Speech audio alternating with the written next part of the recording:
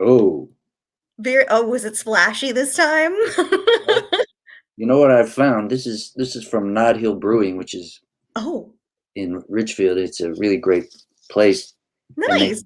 they fill these things up To like the to the brim, tippy tippy top. It's to the unbelievable. tippity top. You get more beer for your buck. So and Well, that's great. I'm totally behind it. But it It does make is for, it does make for an messy opening experience. a kind of a splashy, more explosive Yeah, opening, I suppose. you kind of have to warn people Oh if no. you're next to them. Oh, mom is watching. She was not late. She's already in. And Philip J. Happy Mother's Curtis. Day, and Philip didn't realize there was a show. Of course, there's a show tonight. My goodness, we don't. Hi, Philip. Great to see you. And happy Mother's Day to my mom who is out there and to all the other moms. We'll need to say that several times today. Yeah, we decided we're going to, we want to go ahead with a reading. What a perfect way to finish off your Mother's Day, having a wonderful, literary reading with these two incredible writers who we are so excited to hear from tonight, Sharbari Ahmed and Kate Gray. It's going to be awesome. Mom said the last of the company just left. Happy Mother's Day to all the mom. Pete Nelson is in. Fabulous. Mom, I hope the door did not strike them too hard on the rear end. She's like, get out. I have a live stream to watch. I have perfect attendance. Get out of here. Oh, no, not at all. And Susan M. Davis. Great to see Susan you, M. Davis, Susan. California. California is in the house. Very good. Well, Chris, you were just describing this wonderful beer. Have you poured it yet? Can we see? Can we take a good look at that? What you Or how want about the can? Nice can art today. Oh, very to? nice. Very nice. And then this is it's called Geo Bunny, Geo Bunny. Nod How Hill. cool. We got our first thumbs up on the beer. Not quite sure about the name, where that comes from, but it's quite delicious. Yeah. And their little motto here, which is brew with wine, Brew. drink with joy. Oh, I like that. I like that very much. And Fabulous. keep Oh my. cold, drink fresh. That's which is my motto. Well, and this is a local beer, Chris, and we're not sponsored by them, but we could be. Speaking of which, I have a local wine that I'm drinking tonight. From Jones Family Farm. I'm always going to Jones. It's the Beacon Light number 8. It's a semi-sweet red. I think it's delicious, but I think everything is delicious. So, I'm just enjoying everything out here. But it is truly very good. We haven't had many clunkers on your end. There might have been that weird margarita thing there or something that you drank. Oh, it was a spicy margarita, but it came in a little bottle. Probably good thing they came in a little bottle. It is good. It is good. I'm not a big fan of spicy drinks, but from time to time it's, it can be invigorating, like it was nice. It was nice. I like margaritas. But the fact that it comes in a little bottle, there's something about it, it's not quite as wonderful as like a fresh, super fresh cocktail. Well, But it came in this box. It was like Easter eggs, but it was like I adult remember. basket. It was just booze. I remember that. That was a banner night for the drinkers in the audience. It was indeed, indeed, it was. Well, it's so great to see so many of our friends out there. Moms out there. Happy Mother's Day! So great to see you, Pete Nelson, Susan, Philip. Great to see you out there. Hoping to have a fun collaboration to announce soon. We'll talk more about that later. But it is 8 o'clock and it's time to have our official welcome. So, welcome to FUMFA 52. This is our 52nd episode and stream. And we're, I know, so excited to have Kate Gray with us tonight and Sharbari Ahmed. It is going to be another awesome night. So hope you're settling in, grabbing your beverages and snacks, and getting ready to enjoy a fabulous reading. Lona is in the house. Hey, Lona. Oh. She's still adjusting to the 8 p.m. schedule. Missed you guys. Oh, we missed you too, Lona. Yes, we're on our summer hours, to give more people time in the sunshine. But Chris, tell us what is coming up soon, after tonight, as we go into summertime. We have our next 2 readings.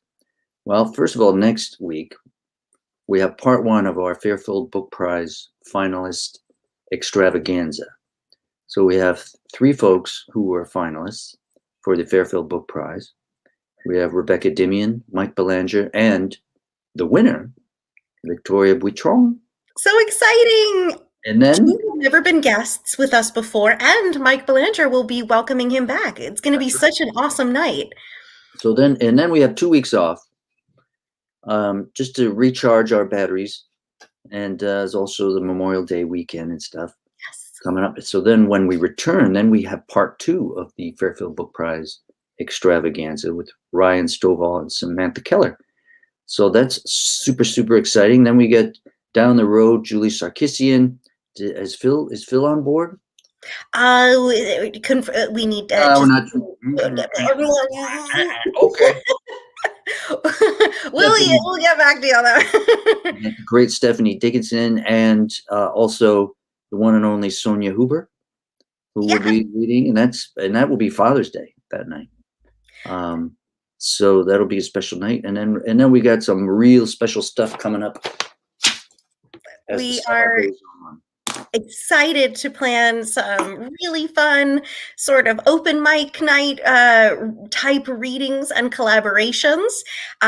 We are looking forward to hopefully collaborating with Philip J. Curtis and his reading series, but we don't want to give too much away yet. We will share more later.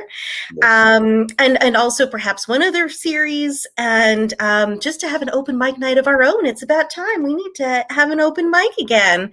Yes, so we do. We need a FUMFA night. Oh no! Yes, absolutely. No, Philip J. Curtis, it's good. I just need to. I'll reach out. No worries. He's like, I'll help you. we want to get Phil G. I just haven't confirmed it yet. So he is amazing. I am so excited. I hope we can have him on the date that we are hoping for. But anyhow. Without further ado, we want to get into our readings for tonight, like I said, with Kate Gray and Sharbari Ahmed. And Chris, I'm going to go ahead and read Kate Gray's bio, but I think we should bring her up for that. Absolutely. Oh, all the way from the great state of Oregon. Yes. Yay. And you can see it in the background. Look how gorgeous. Fabulous. Kate, welcome. Thank you so much. You guys are a great show already. Love your energy. Love this. We do our best to have fun, and we are so excited to have you. Thank you so much. Right. Here we go. Kate Gray's passion stems from teaching, leading salons, and volunteering. She is the author of 2 poetry chapbooks, 2 full-length poetry collections, and 1 novel which stares at bullying without blinking. In her current novel in progress, Kate narrates in Sylvia Plath's voice what led to the bell jar and Plath's suicide attempt in 1953. Kate and her partner live in a pine and oak forest in the mid-Columbia River Gorge with an impetuous city dog. I love that. I want to know more about all of that in the Q&A. All right. But well, Kate, we're going to leave you to it. Thank you so much. Okay, thank you. I just want to thank both of you for this great opportunity. It's I love you all, and I love reading in Connecticut. I'm from Connecticut, moved out here about 37 years ago. So as I've been thinking about this reading and thinking about poetry in general and this year, you know, it's really all about love. And really writing is all about love, but it's specifically poetry. And it's the topics, love or love lost, love not followed through, love and loss, the other forms of love, otherwise known as regret or injustice or love of language. It's really all connected to love of expression and the courage it takes to put it down on the page. So I just wanted to say that the type of day that today celebrates is really about mothers and also about how we raise each other, how we raise each other up, and how we celebrate each other. I was able to see this great, I don't know about you, but I've been watching a lot of movies during COVID time. And a terrific movie I just saw was called Pride. And it was about the gay and lesbian group in London supporting the striking miners in Wales, based on a true story about 1984. And it made me think about all the beautiful people that I loved who I lost to AIDS, and the people who are still around that I still love and get to see.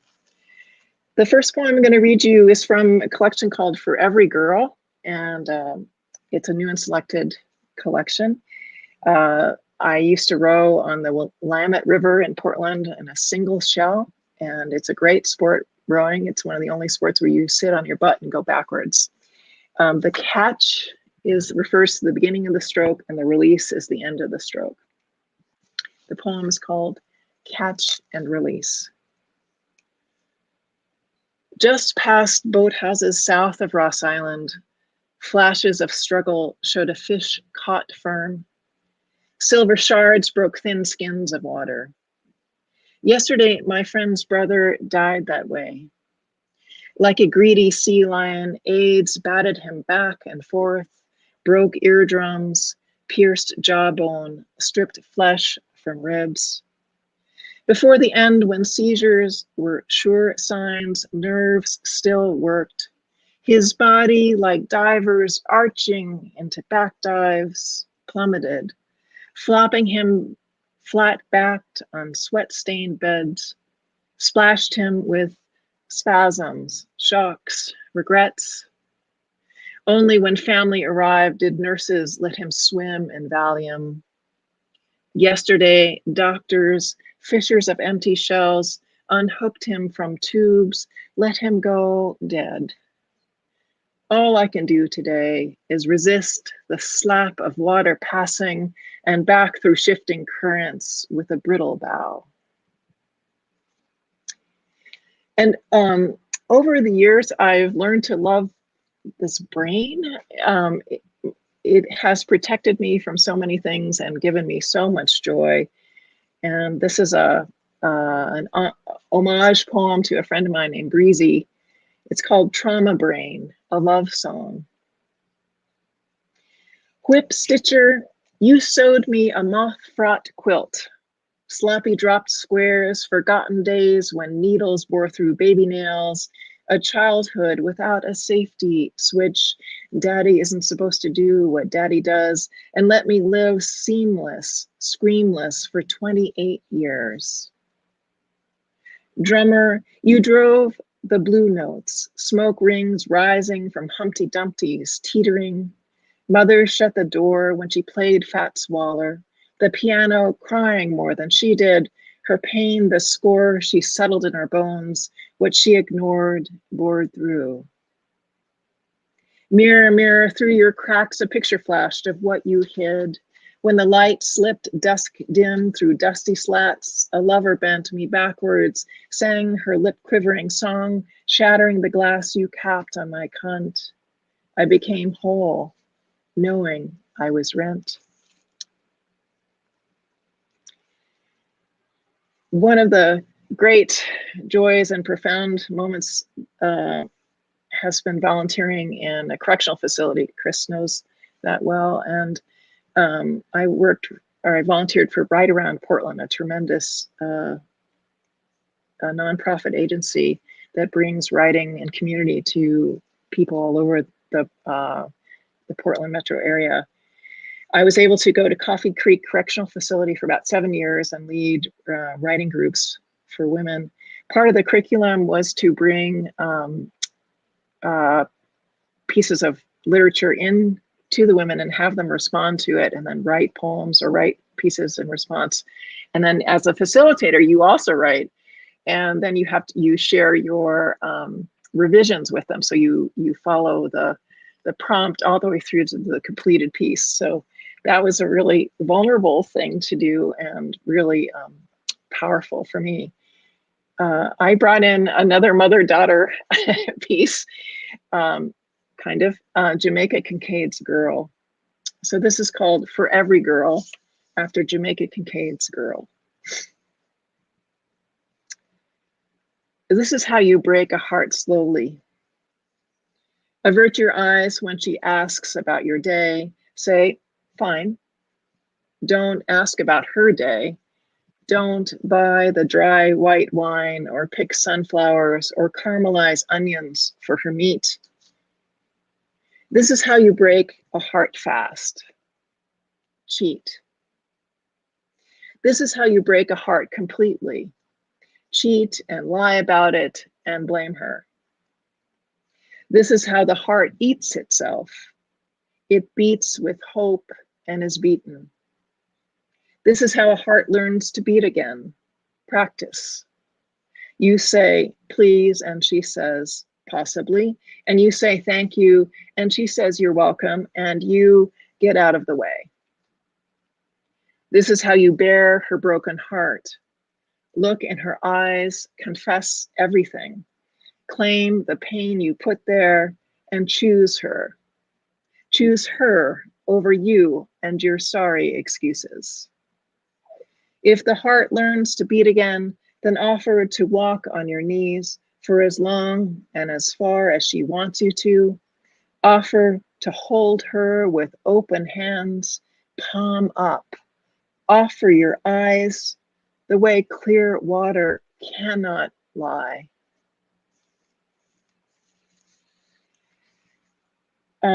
And this is a piece I offer up to girls who still have messages that keep them from being all that they want or dream about being.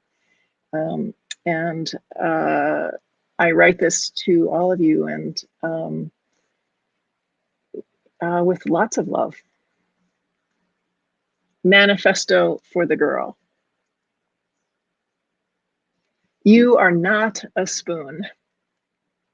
You do not have to curve in service, carry a man's insecurities, fill with small portions, turn yourself to spill.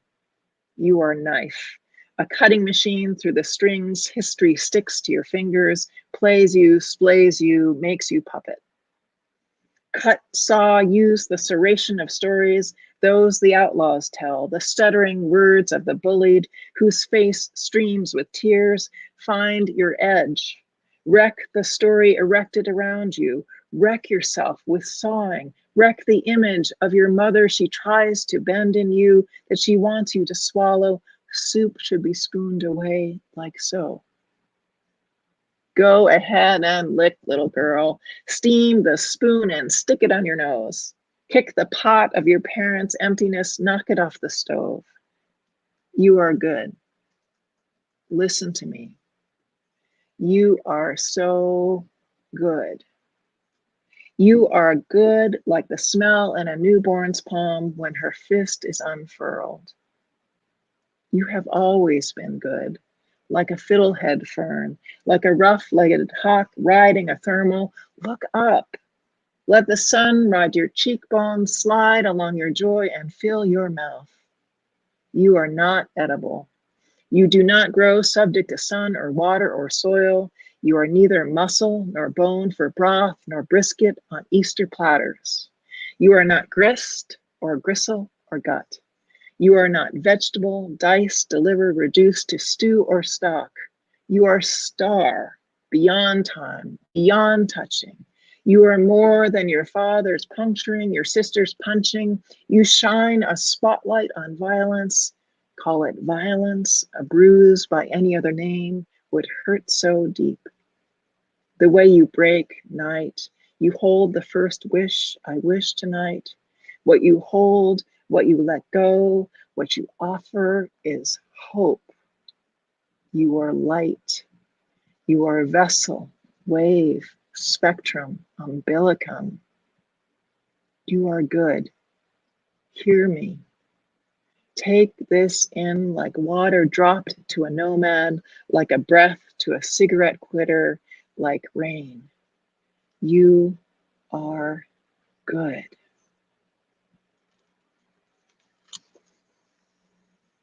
And the last poem from this collection I'll read is called Reassurance, as if the last one wasn't reassuring, but anyway, Reassurance. In late March, the river smells of cottonwoods, their blossoms hanging down and dropping, catkins purple gray and sodden on the ground. Under the Selwood Bridge, fishermen gather in boats like geese pointing into the wind. In this part of spring, forsythia and cherry and pear bloom, and the streets snow with petals. This is the time of year I fall for you all over again. Your arms holding me like rivers taking islands, your eyes, the sky around the moon, the nights so still. We know that more will come and we can bear it. So, you know, we didn't know, right, that we would have all of this to bear. So I'm so grateful that everyone is here, and I send love to those who are missing others. Here's a little poem called Courage, and these are all poems written during the last year or so. Well, there's one that's written before. Courage. Thick, wet snow in an oak forest, flakes free-falling when wind gusts stop, diagonal and dizzy in bursts. This late in March when balsam root flowers are sprouting, tight knots of sun, this snow shows how meaning is made in tiny transgressions, how weather doesn't care what we miss or how we die. I couldn't have known what fools we were, my sister and I tracking rabbits in the Connecticut snow. We wove through thickets that ripped jackets and cheeks. The tracks, two tiny snowshoes, a period would surely lead us to something wild we could touch with our hands, unmarked by fathers. Every time we came back home, snapped by cold. Since the heart cannot heal itself, we learn to read the tracks leading out, the scars from cuts when we fled from those supposed to love us, or reach out to those who know the risks and take them anyway. Today, little matters except to move together with someone we love towards something we want to understand.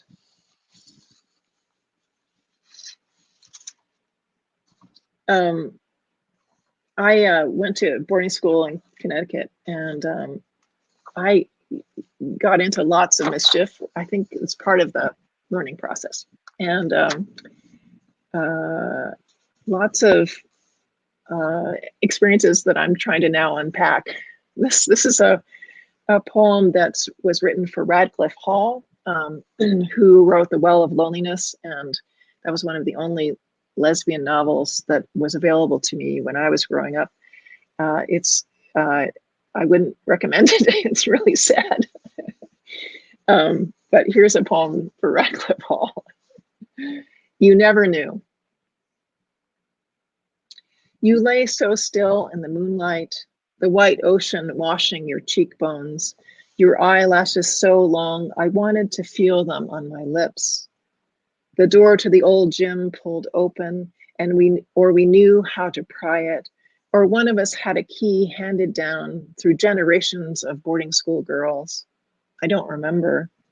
I think I didn't breathe, or I watched you breathe and tried to ride your breath as if my hand could hook a dorsal fin, and we could dive and rise, dive and rise. You scarcely breathed, and the moonlight turned your shirt liquid, and the swell of your chest made mine tight, the slow, steady rise, the quicker drop. I wanted to press my palm on the delta below your neck, where sinew meets rib, where heartbeat meets lungs, where music strikes. I don't remember why you followed me, or if you talked me into lying down on the old coarse mats, or after a day filled with tulip trees, slick with blossoms, their cream petals turning sticky in the sun. What about that full moon drew us out of our dorm? Why does night air thicken with scent when there are no bees to drink it? You slept and I let you sleep, the edge of my hand brushing the edge of yours, the moonlight pressing both of us like a lie we held, or a truth big enough to break us, or a story to guide us into daylight.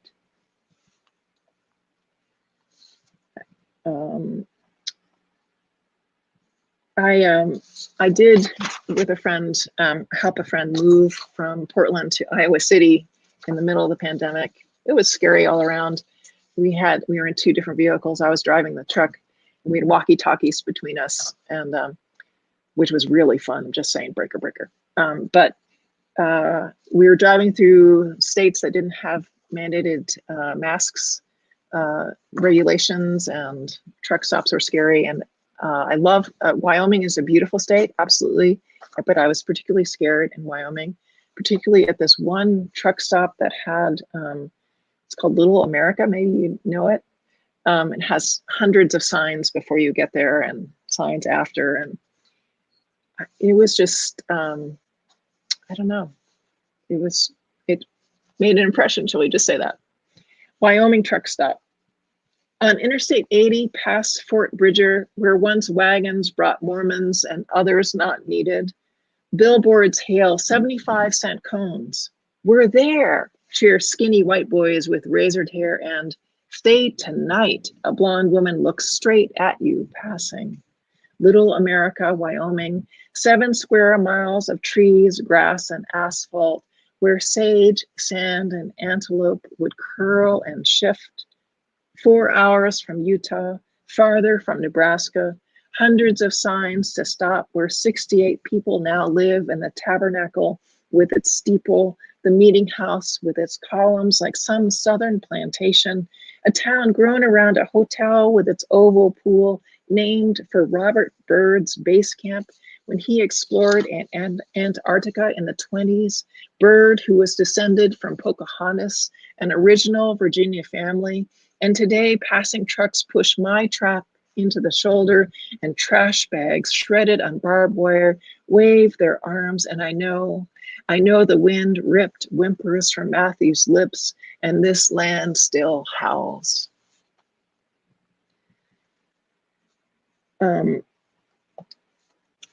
We get closer to this new place where we can see our friends again. And I wanted to list, I wrote this poem about a year ago and wanted to list some of the things that were happening. Maybe we'll forget. The walk into the meadow with the cheatgrass, balsam root, and 300-year-old oaks like winged victory, their trunks pocked with woodpecker holes. The day our daughter spiked a fever after eating dinner with us. The day she couldn't get tested. The 2 weeks she didn't walk out her door. The silence after texting, calling, leaving messages, sending cards to a friend in Brooklyn who won't leave, won't stop teaching, won't shop anywhere but Asian grocery stores to help defray their disaster. The jolt of metal spoon on soup pot at 7 o'clock, clanging the cowbell, and neighbors emerging like winter bears to ring thanks, thanks, thanks. When I lean in to kiss a friend I haven't seen in months, I'll forget I couldn't, and her cheek will be rain to a high desert meadow. Just want to thank Chris and Katie. This is my last poem, and I can't wait to hear Sharbari. And thank you all for being here tonight. This is a last poem to my mom, or about my mom. Resurrection. The year after my mother stripped off my father like a horsehair bra, her body loosened like spoiled pasta. He stole her bones. Until lunch every day, when 3 women who spoke with smoke sat at our kitchen table, and my mother laid place settings and cloth napkins, shook whiskey sours into sour glasses, dished tuna salad on lettuce beds, and they groaned over the local zoning commission's latest atrocity, a stop sign, my God, in town. And the friends who left their husbands to fend for lunch rocked the kitchen chairs like dories on the open sea, patted their coiffures, pink plastic rollers cradled their heads in bed. And my mother gulped laughter like a bear standing in rapids when salmon leap upstream, her lips quivering, her teeth big. Thank you so much.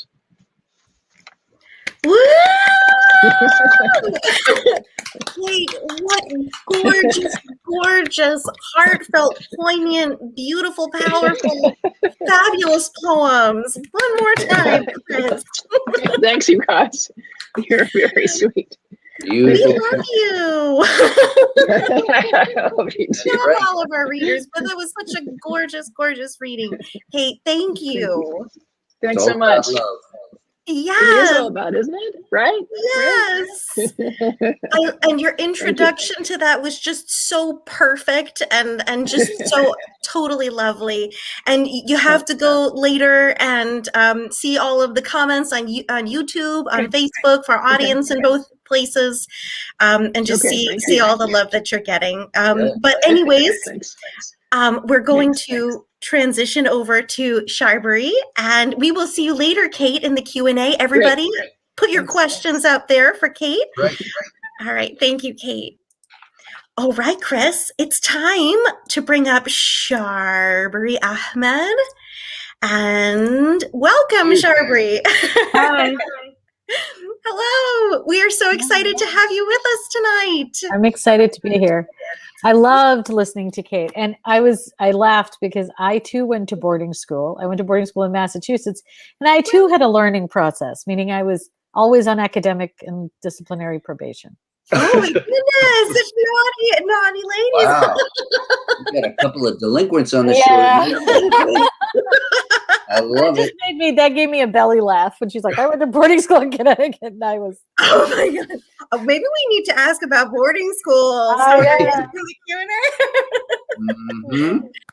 That's so great. I think so.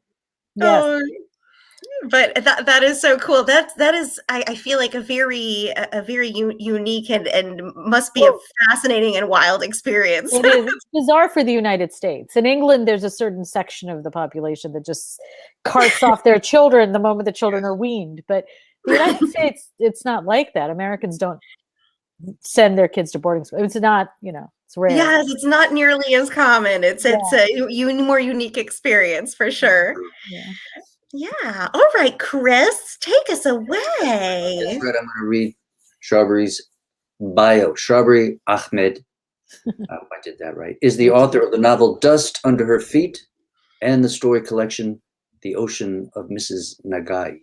She was on the writing team, this is very cool, for season 1 TV series Quantico on ABC, and also wrote the screen adaptation of Mitali Perkins's YA novel Rickshaw Girl.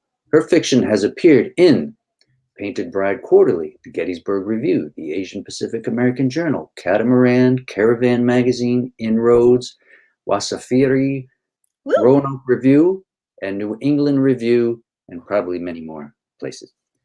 Welcome to the show Sharbari. Thank you. I'm excited to be here. So, Have fun. yeah. So I'm going to read from Dust, Under Her Feet, just to contextualize it for people who are not familiar. It's a work of historical fiction. Here's the cover. It's set in 1940s Calcutta during World War II. And I don't know if people realize this, and I didn't until I did research on it. But in the 40s, early 40s, when after Pearl Harbor, when America officially entered into the war, Americans poured into Calcutta right before they were shipped off to Burma, because it's right near Burma, Bengal. So Calcutta is in West Bengal. So when the Americans took over Calcutta, they really took it over, as Americans are wont to do, much to the chagrin of the British. The British Raj was in its twilight years, and the Americans really made an impression. And so this is about a young woman named Yasmin Khan, who is descended from a long line of noble courtesans, but she's not remotely interested in being a courtesan. She can't sing, she can't dance, she can't flirt. She's not interested, but her mom said, you're going to have to figure out a way to support yourself because nobody's going to marry you. That's not how Indian society is set up. So Yasmin, seeing the GIs pouring in to Calcutta, saw a business opportunity and opened a nightclub on the busiest thoroughfare where a lot of nightclubs were. It's a legendary street called Park Street in Calcutta. So Yasmin Khan opens a nightclub called Bombay Duck, and she has her girls and performers singing Sinatra and Ella Fitzgerald and whatever the Americans want. It's to entertain them. And this is about her relationship with two American military personnel, and just about her life and some rather unfortunate decisions she made. Okay, so this is the moment she meets her lover, who turns out to be her lover and the father of her son, Edward Lefevre. He's an officer. A thunderstorm was on its way. The thought of this made Yasmin happy. When the rains came, it seemed as if the sky was going to burst at any moment, filling every depression with water. Like most Bengalis, Yasmin loved the rain. At night, she fell asleep easily to the sound of water running off the tin roof. To Yasmin, the rains always brought with them a hint of some great excitement. Thunderstorms could wreak havoc, but there was promise in the rains too. Afterwards, everything was in Hollywood Technicolor. The trees were greener, the bougainvillea more vividly hot pink and orange. The air smelled fresher, not a mean feat in Calcutta. She believed that being surrounded by fertility and growth made people more romantic. It reflected the Bengali nature, lugubrious, but still hopeful and inclined towards poetry. It was one of the few times Yasmin felt at home in the place where she was born. Maybe that was why the vision of a man walking towards her in the damp air made her feel like a heroine in a movie. It was like she was waiting for her lover to arrive, and he finally had. She didn't see his face at first. She saw his form, and that was enough to make her keep watching. He was tall and broad-shouldered. He had an easy gait. He was dressed in his officer's uniform. When he came closer, she saw from his uniform that he was American. One hand was in a pocket, the other held an almost finished cigarette and a slip of paper that he peered at under the street lamp. He wore glasses. When he loosened his tie, looked up and saw Yasmin standing under the sign, his handsome, boyish face broke into a smile. His voice was deep. Salam alaikum, he said. Or is it namaste? A simple hello will suffice, Yasmin said. The Americans always tried a bit too hard. Phew, English. My name is Edward. He held out his hand. Hello. Hello yourself, she replied. His hand was warm and dry, something she would always remember. It was hard to come by a dry hand in such a moist place, she would think later. I'm Yasmin. Oh, that's a nice name. Jasmine. No, Yasmin. Same difference, I suppose. Funnily, I know the Bengali word for jasmine, Edward said after a moment. He paused again, as if unsure he should continue. Well, go on then, Yasmin said. Belly full, he said, and smiled at her winningly. It was one of the first words I learned because my wife loves gardening, and I wanted to tell her about it. Plus, it was easy to remember belly full, like a full tummy, he added, rubbing his stomach to demonstrate. Yasmin heard the word wife and was disappointed. It's more like belly fool, she said softly. Oh, hey, would you happen to know why there's a fish hanging in front of a club that is called Bombay Duck? He asked after she offered nothing more. Bombay Duck is a kind of fish, she said. Oh, I kept looking for a duck. He glanced at his watch. Am I keeping you from something? Not at all, he said. I was supposed to meet my pal here, and I'm a little late because I got confused about the duck and the fish. I guess it's one of those Indian things. I must have passed this place 6 times. Yes, foreigners always think that India is a great paradox, Yasmin said, when really it's just like any other place, just a bit more so. A bit more so what? He asked. A bit more so everything. Loud, hot, smelly, crowded. Though I've never been anywhere else, so I'm just assuming. But from what I see in the movies and the newsreels, other places seem very different, Yasmin said. Cleaner. I haven't traveled that much either, he replied. But yes, Calcutta is very different from Norwich, Connecticut. Dustier. Everything here is covered in a thin layer of dust. That's where I'm from, Norwich, he added after a moment. I should go inside, Yasmin said. She didn't want to go back in. She wanted to stand outside in the thick night and keep talking to the American, even though beads of sweat were forming under her breasts and above her lip, and he had a wife back home who knew the Bengali equivalent to her name. Yes, yeah, you shouldn't keep your date waiting, Edward said. I'm sure he's wondering where you are. Yasmin smiled. You're the one who's late, and I don't have a date. He was still smiling at her, but his expression had changed. Oh, of course not, he said. I beg your pardon? Oh boy. What I meant was, of course, no respectable unmarried Bengali woman would be outside a nightclub speaking with me. What I mean is, you should not keep your husband waiting. Men have the same misplaced propriety, be they American or Indian, and the urgent need to put a woman in a neat category that they could then cope with while bedding them. She was either someone's whore or someone's wife. There was no in between, Yasmin reflected. She decided then and there she wasn't going to make it easy for him. She looked at him, challenging him. Go on then, she said silently. Try and figure out which one I am, whore or wife. Edward took off his hat and wiped his brow. You know, the Calcutta Key never talked about this. What's that? Yasmin asked. A manual on how to discreetly navigate the Indian female mind. Yasmin raised her eyebrows. Not even Indian men know how to do that. Well, you're a native and a woman. That's what we call a double whammy back home. He grinned at her. I have to go in now, she said. I guess you don't like to flirt much, huh? Oh, is that what we were doing? Ouch, Edward said, and shook his head. The door opened, and 2 officers, English, walked out, tipped their hats to Yasmin, and did not give Edward a passing glance as they proceeded down the street. Music wafted outside as neither made a move to go in. It was patience. Singing smoke gets in your eyes. Looks like a hopping club, Edward said. My buddy raves about this place, he added when Yasmin remained silent. She turned around and walked back into the club, leaving Edward standing outside, holding his hat in hand, puzzled by what had just occurred. Okay, so this next bit, I actually have never read this next bit before, but I'm going to give it a shot. Just to contextualize it a little bit, this is after some pretty awful events had happened. One of her dancing girls had been assaulted.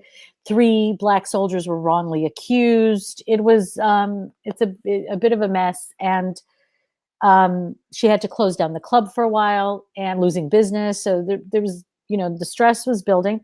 And the young man who worked in the club, Rahul, he's what we call a tea runner.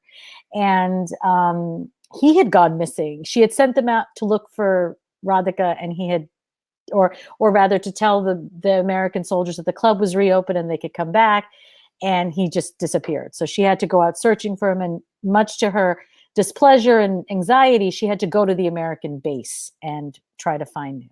And she was very uncomfortable. And this is what happened when she went to the base.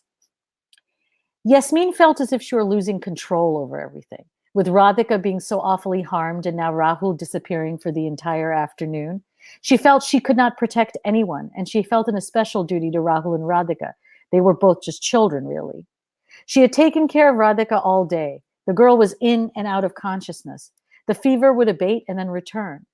Yasmin and the others took turns washing her hands and feet in cold water and mopping her forehead. The fever caused the girl's pulse to race, and she could not rest for too long. When she finally fell asleep, Yasmin looked at Radhika's sweaty face and bloodless lips and felt a powerful need to get outside and get some air. Has Rahul returned? She asked Adil Babu while she fanned Radhika's face. The older man shrugged. He silently took the fan from her. You should rest now, he said. You look pale. You don't think anything has happened to him too, do you? Yasmin said, suddenly fearful. Yes, Adil Babu replied. The Americans happened to him. Why did you send him of all people? You know how easily distracted he gets? We should go get him, Yasmin said. Let me go, Adil Babu replied. I'm not sure it's safe for you to venture out. They both looked at Radhika, who had started to shiver in her sleep, indicating the fever was back. No, it has to be me. So when he sees my face, it will strike fear into his heart, Yasmin said, with more bravado than she felt. In the hopes that the boy had left the base, Yasmin went to the various places Rahul had often been caught loitering before, a tea house on Harrison Street where he played cards, and the alley behind the Tollygunge Golf Club, where a sign read no natives or dogs allowed, to gape at the English memsides as they emerged from their freshly washed cars. Some of his chums, thugs in the making, Yasmin considered them, were aimlessly hanging about in front of the tea house when she went in search of him, but they had not seen him. In fact, no one had seen him the entire day. Though she hated to, Yasmin knew she had to go to the American camp. In the 18 months since the base had been established, Yasmin had never ventured near it. Her determined stride slowed down as she approached the first checkpoint. She hesitated. She had no curiosity about the Yanks, as Patience had started calling them. They made decent movies. Some wrote decent novels. She liked Hemingway, even though the nuns at Loreto told her he was, unfortunately, a misogynist. But she felt ultimately that they were no better than the British, and in some ways worse, because they pretended to believe that all men were created equal, even had it written into their laws, and did nothing to uphold it. Yes, the American way was infinitely worse, Yasmin decided, because it was deceptive. Total bullshit, she said to herself resolutely, an American phrase Patience had been bandying around after learning it from an admirer from New York City. It had a satisfying ring to it. Better than bollocks, Patience had said. At least one knew where they stood with the English. No waffling or ambiguous platitudes there. One knew one's place, however lowly it may be. Yasmin steeled herself for what she knew would be a humiliating experience. She was dressed tastefully and modestly in a navy blue cotton sari. The bodice was quarter-sleeved with a high boat neck. She had even thrown a flowing beige chiffon scarf around her shoulders and covered her head with it for further modesty. She had left her hair down. She didn't know it or didn't care, but she actually looked fetching. Her intention had been to avoid looking like a common Calcutta whore. There were 2 separate checkpoints she had to pass through before she could enter the base. She hoped that she would find the information she needed by questioning the guards at the checkpoint, so she would not have to run around the base aimlessly. 2 guards, who could not have been much older than Rahul himself, were stationed at the first checkpoint. One stood outside the guard box, holding a rifle across his chest. Under his helmet, his cheeks were pink from the heat. He had never seen an Indian woman up close and found himself tongue-tied. He scowled at her and indicated that she should walk no further. He had been instructed that the natives were generally peaceful, but one could never be too careful. They were capable of unpredictable bouts of mob violence, like the Negroes back home in West Virginia, but unlike the Negroes, the Indians were the majority. She stopped at his behest, and he approached her. Yasmin looked warily at his gun. She seemed frightened, and this made him immediately contrite. He slung the gun behind him and attempted to smile at her. She was pretty. Yasmin watched the approaching soldier with growing anxiety. The gun was the least of it. She looked around and saw there was not a single native face in sight. It was truly as if she had landed in America itself, which she had always imagined to be brimming with white people as far as the eye could see. Still, it was so odd not to see at least one Indian face, not even a random mendicant squatting on his haunches nearby, waiting for a handout, thought Yasmin. For the first time in her life, she missed the inevitable madding crowd. At least it was familiar. She knew how to navigate the suffocating press of sweaty, smelly Indian bodies on the tram or on the street, but this wide open space was intimidating and seemed dangerous. She had never been alone with two white men. In the club, Adil Babur, the bartender, Ghosh, or the girls were always milling about. At the club, she was the boss and could have these men forcibly removed, guns or not, if they threatened her. Here, she was at their mercy, on their turf. If she turned and ran, they might shoot her because it could very, very easily be deemed suspicious. She realized suddenly how frightened Radhika must have been when she was attacked by two huge American men. White or black, they were so bloody foreign and so much larger than the slightly built Indian man she was used to, and much better fed. Judging from the healthy glow of this young soldier, there was no rationing on the American base. They must have pinned the tiny girl down. Radhika didn't stand a chance, just like she, Yasmin, would not stand a chance. She had no weapon on her that could compete with a loaded rifle. This thought made her pulse race. She began to sweat. They would drag her behind the guard post and rape her at gunpoint, she thought, and there would be no recourse. Her remorse at not protecting Radhika surged. When she finally located Rahul, she thought, she would make him pay dearly for putting her in such a horrendously vulnerable position. She took a step back as the soldier drew nearer. Her fear was written plainly on her face, causing the young American to throw his hands in the air and say, "See? I slung the gun behind me. Don't be scared." He attempted to smile at her, but she was just as tense, and it came out as more of a grimace as he bared a set of uneven, nicotine-stained teeth. He's approaching me like I'm a wild animal, she thought. He's just as scared of me as I am of him.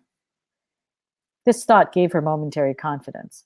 She set her shoulders back and stood her ground, allowing the soldier to walk up to her. If a Bengal tigress is what he expected, then that is what he would get. They faced one another. He kept smiling, his nostrils flaring a little. She said nothing. "Hello," he shouted. "Do you speak English?" Why do white people always think that shouting clarifies everything, she wondered. She was about to respond when the other guard yelled out, "Jesus, Denny, she's not deaf." "I do speak English, actually," Yasmin said. "I studied Shakespeare at school." Yasmin had observed that the best way to confound or impress an American was to reference Shakespeare with some authority. And indeed, both soldiers looked shocked. This information caused Denny to remove his helmet quickly against regulations and cause his companion to abandon his post. "Sorry, ma'am," Denny said, abashed. "Wasn't sure is all." "It's perfectly fine," Yasmin said, what she hoped was an intimidating and haughty voice. "I'm used to being underestimated." Private Denny Henderson, age 19, of Coal City, West Virginia, population 897, gaped at Yasmin, slack-jawed. He had not completed high school by the time he'd enlisted and had only a fleeting idea of who Shakespeare was. He had seen The Jungle Book twice when he found out he was being sent to India and attempted to read Gunga Din, but did not get past the third stanza. Nothing had quite prepared him for Yasmin Khan. He forgot to replace his helmet.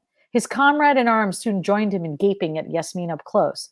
The three of them stood silently for several seconds, staring at one another. Everyone seemed at a loss for what to do next. "How can we help you, ma'am?" Private Gordon Schiffer of Muncie, Indiana, finally asked. He had an intrinsic mistrust of anyone who was not white or Presbyterian, but was not sure what to feel about this petite young woman whose posture was ramrod straight and who spoke correct English with a polished accent. "I'm trying to locate my employee, a young lad about this high who I think is on your base," she said. Any more natives come in today, Henderson?" Private Schiffer asked, trying to sound official. Yasmin winced slightly at the word natives and looked away. She knew he had not meant it unkindly, but it smarted just the same.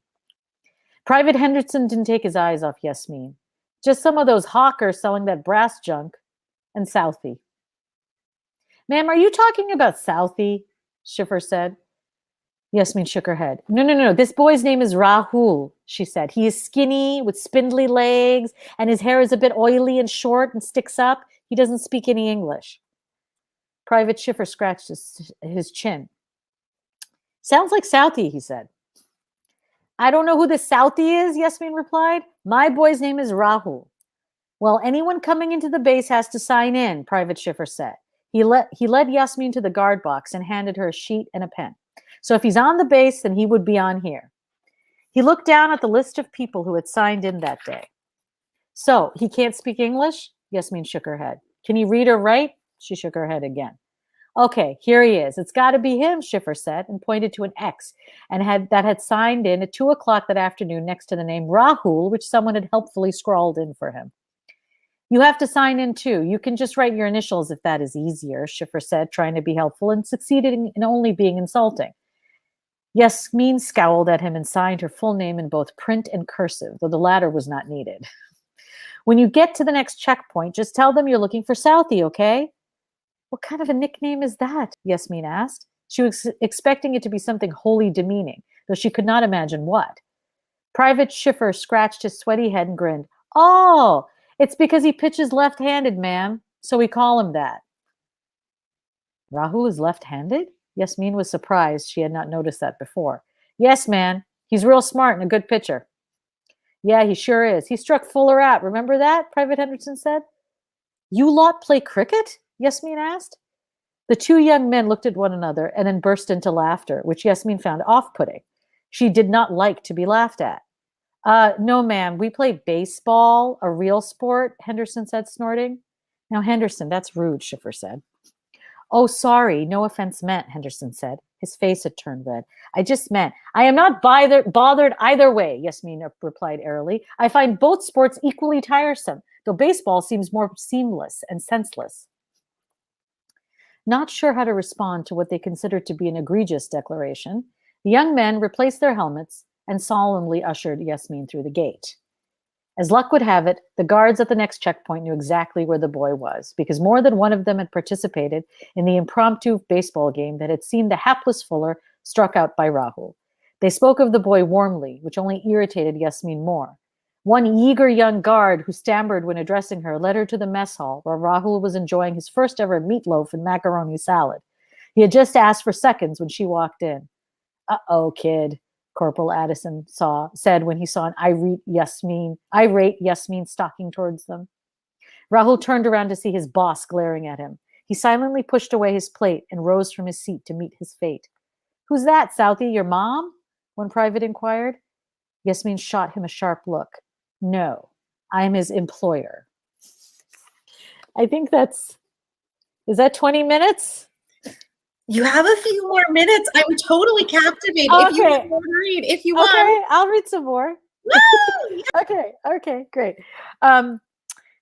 He silently pushed away his plate and rose from his seat to meet his fate. Who's this, Southie? Your mom? One private inquired. Yasmin shot him a sharp look. No, she said, I'm his employer. Her perfect English surprised the Americans yet again. It's just a joke, ma'am, the soldier said, grinning. No offense meant. You just look serious, like a mom. Everyone chuckled, and Yasmin's face flushed.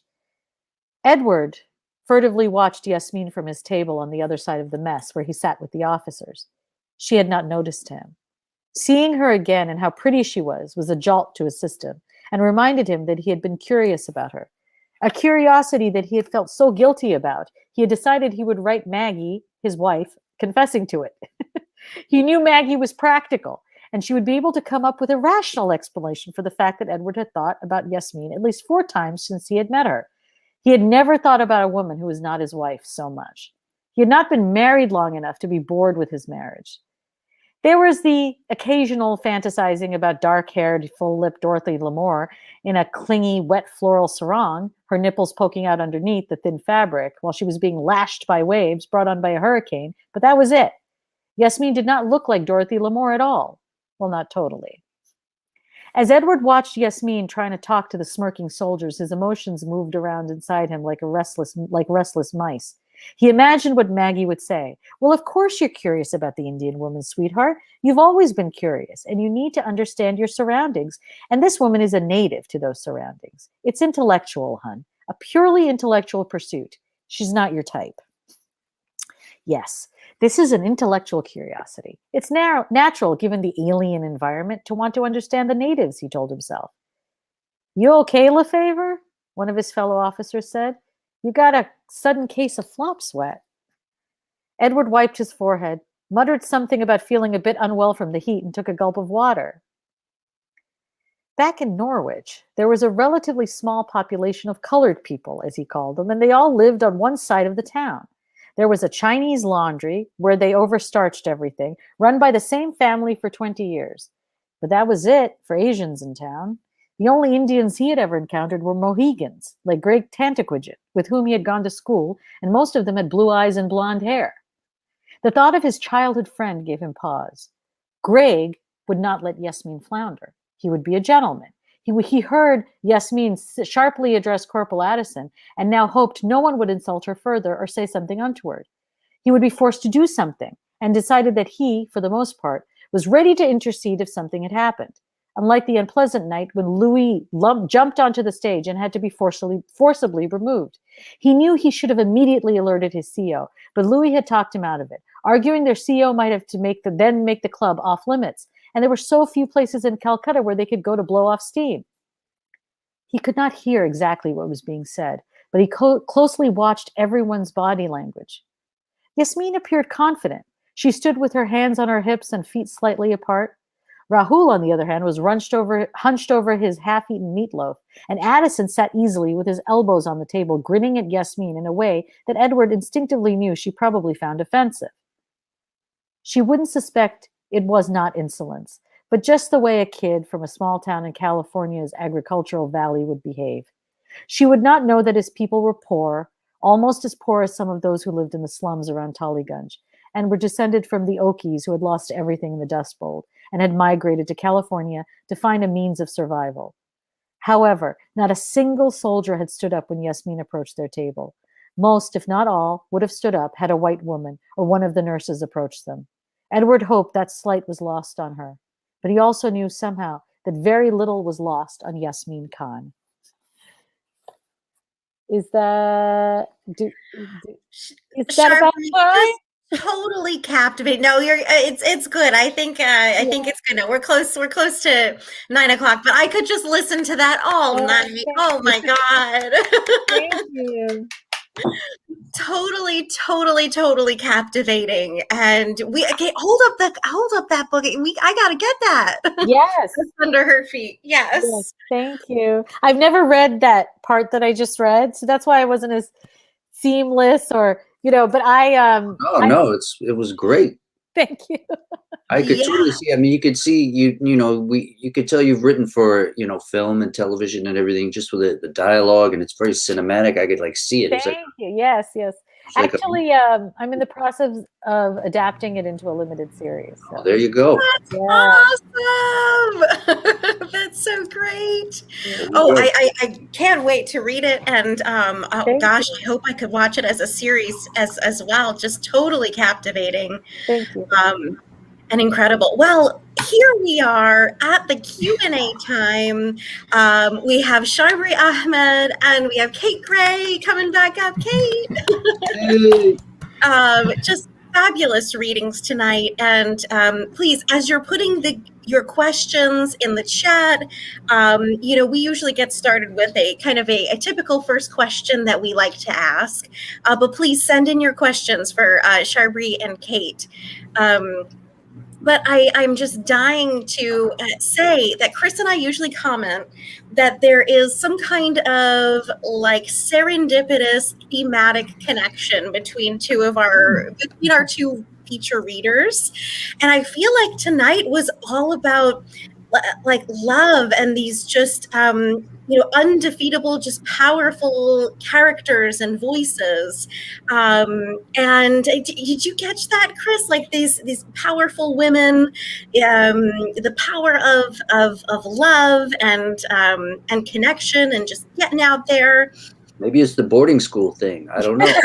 So, Kate, what boarding school did you go to? Let me guess. I went to Miss Porter School. Oh, you went to Miss Porter School. I was going to say Pomfret, but no, it's Miss Porter. Yeah. Where did you go? I went to Northfield Mount Herman. Oh, yeah. Yeah. I know a number of people kicked out of there. Yeah.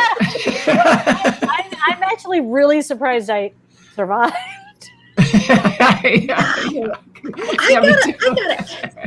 How now, Kate, you had a boarding school poem there, but how do you think how did that factor into your writing life? How did that inspire you or lead you to writing, or what is its place in your journey? I had great teachers. I have to say. I had really great teachers, and going to an all-girls school was really powerful in terms of when I got to college, I was like, well, why aren't the girls speaking in class? I was looking around like, Wow. how come they're not raising their hands? It took me a while to realize that I was just used to just speaking up. Fascinating. And so that was interesting. So it was very, there are lots of tropes and stereotypes, and I feed right into them. But it was a really positive experience by and large. Being a lesbian at that time was a little scary. There wasn't much support there. So any sort of difference, you always feel different, right, as a teenager, but the people of color, the people of different genders, people of different sexualities, it was a bit difficult actually to say. Yeah. But I'm glad that you had amazing teachers at the same time. Teachers. Yeah, absolutely. And great friends. Yeah. That's fabulous. And what about you, Sharbari? Just, because we have to ask about the boarding school. Well, I had great teachers too. Looking back on it, and I was very lucky. They were all scratching their heads because they didn't understand what my deal was. I would attend classes whimsically, like based on what my mood was. Like I was just but you know what I was doing in my room when I was not going? Reading. I was writing and reading. Oh, I was writing and reading. No, and I was writing stories and really, really bad poetry, and I was just writing all the time. And it wasn't like I was running amok, and I would forget to attend class. That's amazing. And then I got caught my senior year, and I got away with it for 2 years, forging my teachers' signatures on absentee slips, and they finally caught me after 2 years. They were like, "How long have you been doing this?" And I'm like, 2 years. Yes. My parents did not know which end was up with me. They just did not. I got in trouble the first week. I don't know. Oh my goodness! I was so restless. Yeah, I just felt this constant restlessness. Yes. I'm so glad I don't feel that way anymore because it was uncomfortable. I don't know. Right. I don't know but nothing felt like, everything felt weird. Like I should be writing. I don't need to go to college. I want to be a writer. Who needs to go to college to be a writer?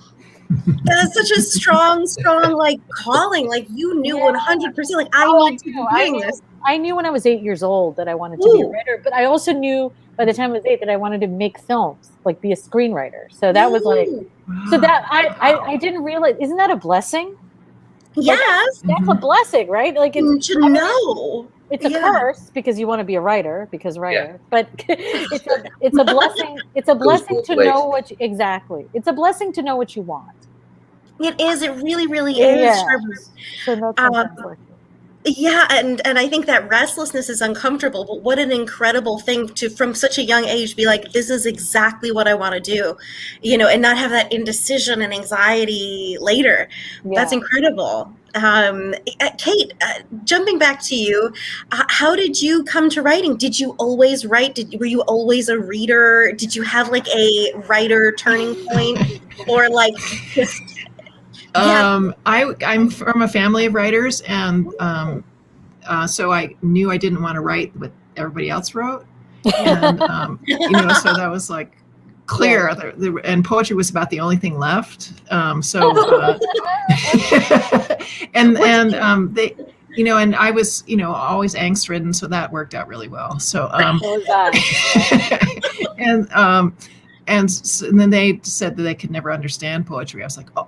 Okay, that's the one. Definitely doing that. That's right. That's what I'm doing. Yeah. So I started writing. Right. Say again, Chris. Either that or go to law school. So. Oh my God! I took the LSAT. Every writer at some point is like, I'm going to go to law school. Yeah, that thought has crossed my mind. And lie down and let that pass. Yes. That is so funny.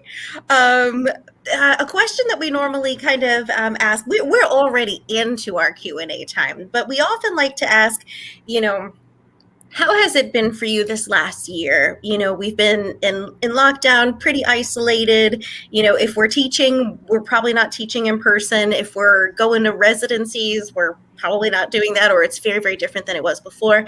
How has your life changed? Have there been any silver linings? How has it been for you? Kate or Sharbari, whoever wants to pop in first, I'd love to hear from both of you. Well, I don't know. You're all writers, so you should know this. Most of isolation was like, well, it's Wednesday. I have to write. I think a lot of writers were not immediately put off by it because right, we're like, oh, this is sort of just a regular day for me at home. On deadline, Yeah. But then as it just kept going on and on, after a while, it started grating on me. But I have to say, I was very productive. I wrote a lot, more than I created a lot of work, good or bad, but I created work in this past year. So that was good, but it's very difficult. It's ultimately very difficult. Self-imposed isolation is one thing, but when it's imposed on you, yes, it starts to grate after a while. It was difficult not being able to see my parents, not being able to see friends. Yeah, it was difficult. Yeah, and not everybody was so productive, for that. So you were able to channel that. Yeah, but I still felt inadequate. Like everyone's baking banana bread and learning how to make sourdough, ciabatta, whatever. I don't know how you pronounce it.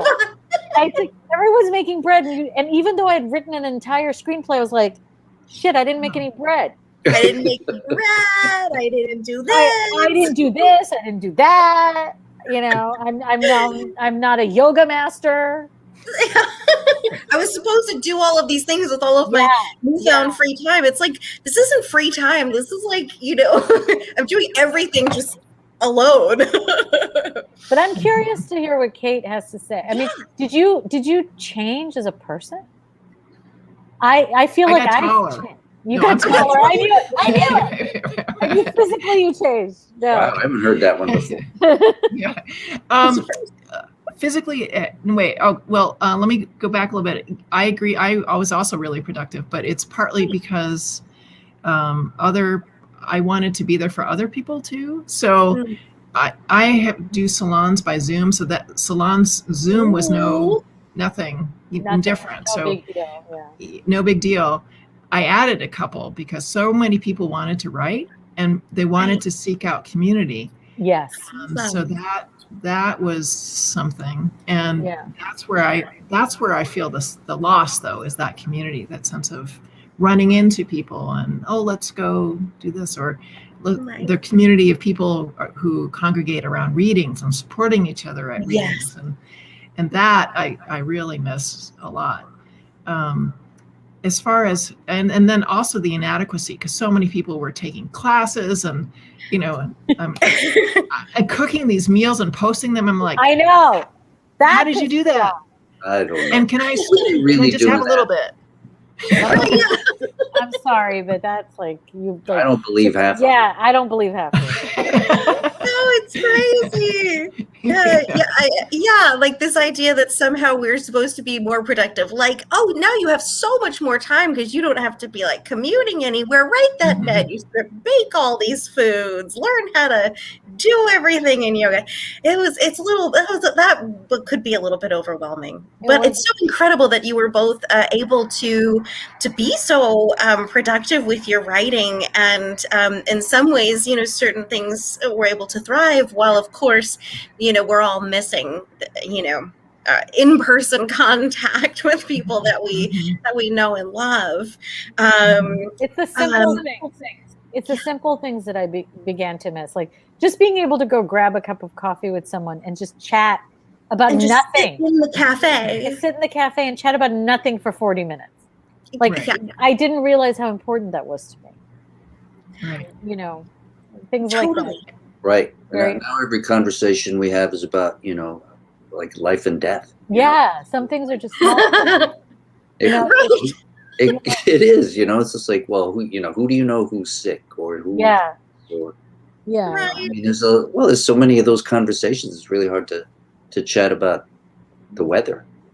And right now, of course, India is in, one of the things I forgot to mention before reading from my novel, India is in, I've been communicating with people in India. It's catastrophic. It Yeah. is. I Yes. don't mean to be Debbie Downer, but No. I have It's to say that real. I'm so relieved at how we have turned a corner Thank God.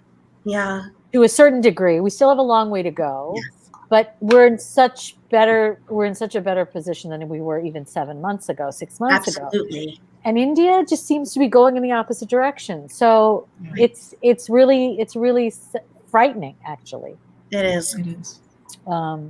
It's an Indian variant too. So Yeah. it's a new Right. strain. So, I mean, We're not out of this yet. It's we're not over out of yet. this yet. Yeah. It's not over We're yet. not out of it until the whole world is out of it. That's Until right. Well, Yeah, that's it's- just it. That's just Yeah. it. Yeah. Yeah. So I think it's important to remember that. We're not safe until Absolutely. everyone's safe. Absolutely. And I loved so much hearing this imagery that we're all so familiar with from this last year, and probably maybe no other year of our lives, that you captured in one of your poems, Kate, where you were talking about the daughter having to stay in the room for 2 weeks, and the hitting of the Mhm. pans in the street, and just how it would feel like to actually hug a friend again. And I feel like this like shared sort of trauma and these shared experiences and images that now will bring to mind this particular such a strange, tragic time in the world. And connected to that, we have a question from John Chance Acevedo, our friend Chance. He said, "What's your routine for writing the difficult stories?" And I would put anything about COVID in that category of writing about something difficult. I think, we're all writing about different kinds of suffering and trauma and difficult things alongside of the beautiful and, praiseworthy and glorious things and different aspects of love. But it would be so cool to hear from both of you about maybe how you approach this or what your routine is, as he's asking here. You can jump in, either one of you, if you. Kate, go first. Dive it. It depends on what you mean, the difficult stories, but if there's something I'm really avoiding and I have to write, I'll often do some walk or bike or something to get my body tuned up or get some of the jitters out or get something physical going, whether yard work, whatever it is. And then if I really can't get into it, I'll set a timer. And it's like, okay, I can do something for 10 minutes. And oftentimes I forget the timer once I get into it. It's like, I can sustain this discomfort for 10 minutes and try to blow through whatever's blocking that story from coming out. The third thing I'll do is go get some ice cream. Yeah. And avoid it altogether. But really, no, the routine is really to try to get into the body, try to trick the mind, and make sure that I give myself credit for doing as much as I can at the time, if it's a really hard thing to get at. Well, that last point is important too, right? Because we'll be like, 10 minutes. 10 minutes is pretty good if it's really difficult, and then you'll say, why can't I do it for 12? Mm-hmm. Right. Just give yourself, a pat on the back for doing 10. Yeah. And tomorrow maybe you'll do 12. Right. Thanks, Kate. Sharbari, how do you? I'm how would you thinking answer about that question? it's such an interesting question. I don't think I've ever contemplated, because it's all so difficult for me. So even writing fun stuff, I mean, writing for me is generally hard. So I think that if there's something that's intimidating me, and oftentimes there's something that's intimidating me, I do go outside a lot. I spend a lot. This is another thing with COVID. I really started embracing just being outside. Yes. I'm so lucky that I have a little patch of garden that I can sit outside, So when I sit outside, if weather permitting, I find myself able to sort of calm down enough to come back in. So being in nature is, for me personally, being in nature is really, really important. And I live in Connecticut, so, and I'm near woods and beach, and I tend to spend a lot of time in the woods.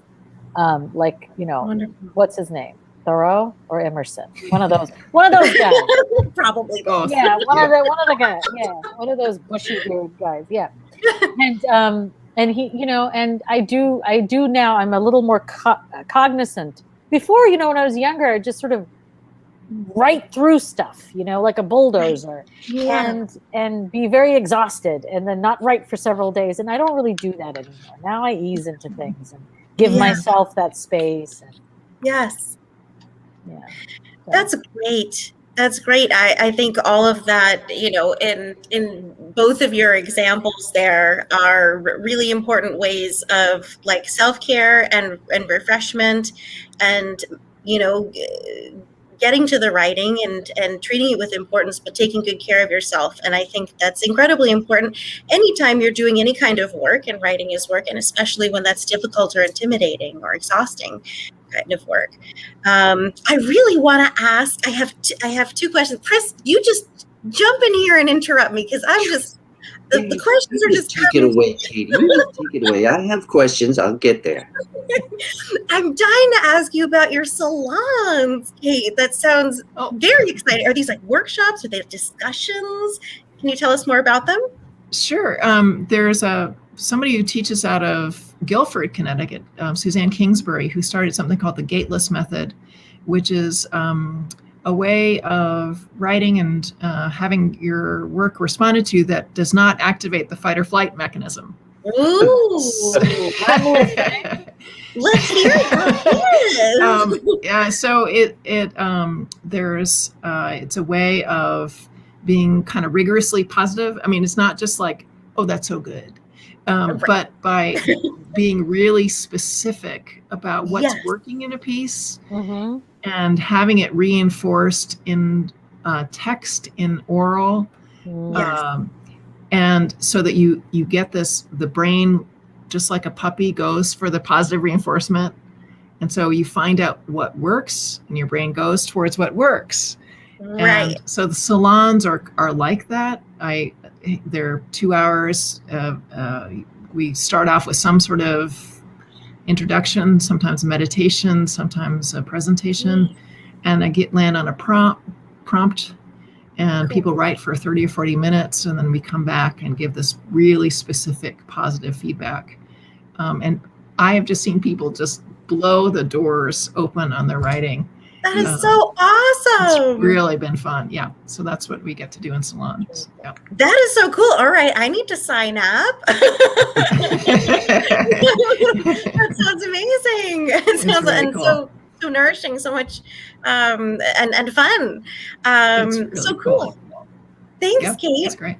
Yeah. Thanks for asking. Kate, you also in those salons, you talked about your prison teaching, and using prompts, and then creating your own work out of that. Do you do that in these salons?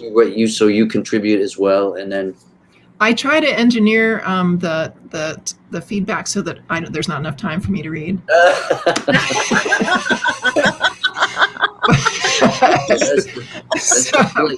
It's the flake. But occasionally I get trapped. Very sneaky, but you still write. Yeah, but I'm right. So if I have about 4 salons a week, so that means a lot. There's a lot. You're generating a lot. Yeah, right. Yeah. That is so great. Chris, we have a great question. We have a question for both of our authors tonight. From Brenda. This is a great one. Yeah, well, let's start with Sharbari. How do you go between screenplay and fiction? And I'm interested in this too, in the, how much, I don't know what you did first. Like, Yes. like the first, when you were, I mean, I know when you were in boarding school, you were writing, so-called bad poetry and stuff. But, really bad. Yeah. But, like when you really were saying, okay, now I'm going to do this professionally. Did you write screenplays? Did you write fiction? And then how did they cross pollinate? I can tell from your dialogue that they have, because their dialogue is very Really good. Yes. It was a lot of fun to read, like watching a film. So anyway, that's enough of me. Yeah. So I started with short stories because they seemed manageable. But this is the thing: short stories are deceptive. Short stories are in some ways much harder than a novel, or just difficult in a different way. A lot more difficult than people actually realize. But I managed to I started off with short stories, and then I wrote this short story. It was called Raisins Not Virgins, and it was the first one that got published.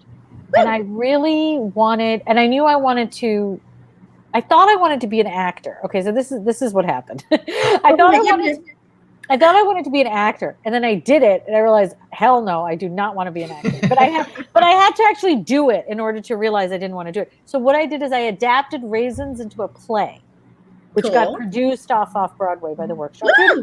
And then I performed every night for like 4 weeks, and I realized I don't want to be an actor. I want to be a writer. I love writing and watching my words come to life through other actors. And then then as an exercise, I adapted Raisins into a screenplay. And so I learned that was self-taught, because I went to NYU to get my MFA in fiction. I didn't do any screenwriting. Right. But I realized that storytelling follows the same formula, whether it's, it's storytelling itself. The mechanics of it, the way it's going to be expressed is going to be different, right? Screenplay, stage play, whatever, short story. But ultimately, a good story has must have certain components. Yeah. And it all begins and ends with character. Yeah. Begins with character, ends with character, and there's a bunch of stuff that happens in between. And so that's what I realized early on. And so, but I've been doing more and more screenwriting. After I worked in a TV writer's room, which is absolutely one of the most strangest experiences. Imagine being stuck in a room with 5 or 6 other writers for 9 hours a day, yelling ideas at each other. That's just, and getting like, shut down or embrace. Like you'll go, I have a pitch. You should jump off the roof. And then somebody goes, what are we getting for lunch? Meaning nobody's interested in what you just said. Oh my God. You just have to swallow your pride and go, all right, okay, all of them can be gems, whatever. And, you have to pitch continuously and so on. That's fascinating. But it's still storytelling, So anyway, after the TV stuff, I started doing more screenwriting. And so but then meanwhile, after Quantico ended, I pivoted back to the novel and finished it up. And so the way I go in between is back and forth there's formatting, screenplays are very specifically formatted. TV shows are very specifically formatted, but a good story is a good story. Right. Yeah. So when you went back to the novel, did you find that you had these other chops now that you developed? In this room where there were so many ideas being generated. Yes. And that your mind had to really work. Yes. To get in there. So then when you go back to your novel and it's just you. Yeah. Right? It's sitting shocking. there in a room. It's a little lonely. It's both lonely and a relief. Yeah. Yeah. I can't imagine. Yeah. So so maybe that's why the novel is so chatty. I thought about it. If I wrote it now, it would be markedly different. Wow, well, so interesting. I mean, there were that scene where they meet was very charming and fun and smart. and it was like, well, I mean, I could see that in a movie. You could absolutely. You know what it was? Actually, I wrote that scene well before I was working in television. It was from I cut my teeth on those movies from the 40s, Yeah. With Cary Grant and Katharine Hepburn, all the great, Preston Sturges and Ernst Lubitsch, and, those great rom-coms that, they're like perfection, like of American cinema and comic timing. Yes. And the banter and the back and the forth. And the women are so sassy in those movies. Yes. They do not suffer fools. I mean, they're incredible. There's nothing wimpy about these women. So I kept thinking about that and just wanting to. This was my love letter to those movies, growing up watching those. So cool. Yeah. I could totally get that. Yeah. So Kate, funny. Yes, Kate. How do you go between poetry and fiction then? Not easily. I'd say the fiction, when you have a story that needs a bigger bucket. That's what I mean. So poetry, you could just have this nice little juice glass, Yes. And then a novel, glass. you need like a swimming pool, sort of. But it's really what's the container that you need for each of these things. So how do you know? Do you know right away? Do you have like a little spark happens and you say, "Oh, that's a story," or "That's a novel," or "That's a." And it's another thing, if I have a story for a novel, I have to write it down and then leave it because I've got projects, already. Yeah. I've got a lineup. Yeah. So I just have to take notes on it, and it kind of knocks on my brain again. I just open that file and then try to put it away.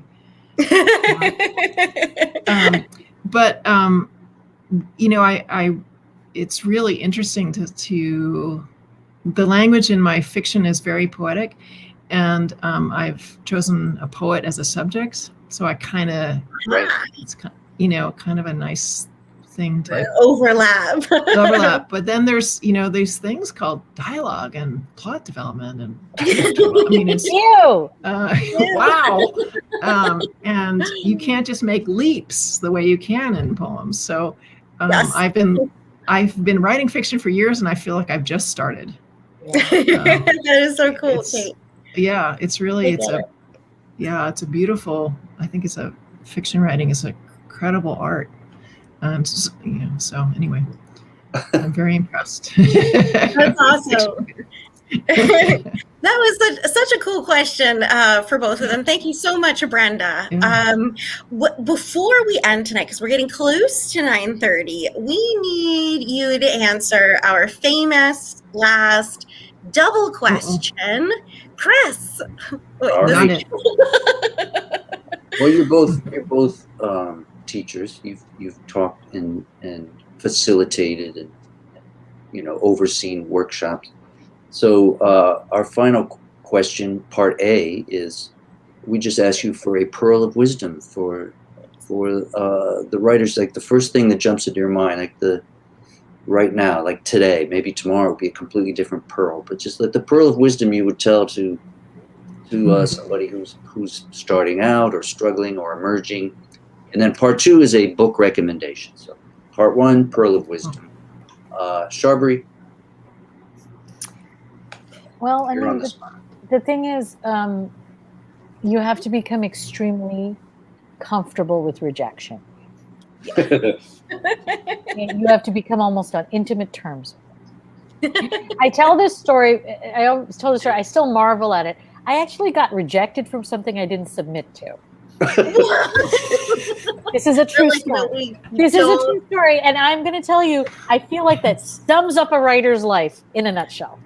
Wow. How did that happen? I don't know. I guess it must have been like an editor changed from one journal to another, and the emails I think I submitted to another journal and something, and they wrote, "Thank you for your submission at this time. It doesn't fit our thing." And I'm like, I didn't fucking send it to you. What the hell are you talking about? Wow. And I'm not going to say which journal it is, but I was like, you people need to, clean up your office. Get it together. Get it together. But then I found it really, really funny to get rejected from, it's like they're already they're like rejecting stuff you haven't even written yet. It's like, no, I don't want it. You know? No, So I I wouldn't felt read like that was like a wonderful, in a way, wonderful metaphor for what it's like sometimes as a writer. Right. And so the thing is, it's really not personal. Right. They're 99% of the time, it's just not. If at 99.9% of the time, I don't know that 0.01%, maybe you piss someone off, but it's rare. Another thing is, what I'm going to say is something I've discovered, and I think is important, is that there are levels of rejection. So you get the form. No, but some of the levels are good. Like you get the form letter, which is like no one even read your damn thing, right? And you gotta just go, okay, whatever. And then you get that one line that goes, "Thank you for submitting," and it's signed in like real smiley face. And then you get the one that goes, "We invite you to submit again because we really love this story. It just wasn't right for us, and you got to submit again." So that is you're getting closer and closer to the goal. It means your craft is, you're working on your craft. So keep that in mind. That rejections are also important. Yes. I mean, and you're going to get a lot of them. Yes, and it's just a matter of time until your work until the